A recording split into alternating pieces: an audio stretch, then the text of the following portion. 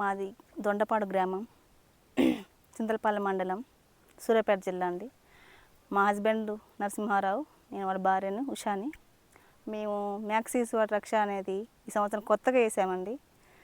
ఇంతవరకు అయితే చాలా బాగుంది. అసలు ఎలాంటి గడ్డిపూత కానీ, నల్లి కానీ, ఏమంటారు ఇంకా వైరస్ కానీ ఏమి లేదు ఇప్పటికైతే. చూడండి గనుపుకి ఎలా ఉందో చూడటానికి కూడా. ఇందులో సీడ్స్ వచ్చేసి 90 వరకు ఉన్నాయని చెప్తున్నారు. మేము కూడా లెక్కేసాము, 100 వరకు ఉన్నాయి. చాలా బాగుందండి. చూస్తున్నారు కదా ఎంత చిక్కగా ఉందో. కాపు కూడా గనుపుకు ఉంది. వర్షం పడింది, వర్షం పడినా కూడా తాలుగాయ కాలేదండి. చూడండి ఫ్రెండ్స్ ఎలా ఉందో.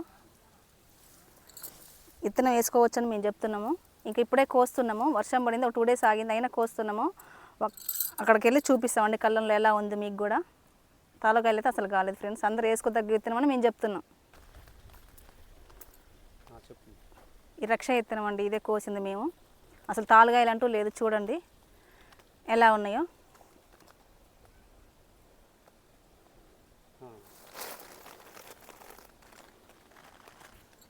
ఈ విత్తనం అనేది అందరూ వేసుకోవచ్చండి, ఎంత భయపడాల్సిన అవసరం అయితే లేదు. అందరూ బాగా నచ్చిందండి. వేసుకోదగ్గ విత్తనం అయితే మంచిగా.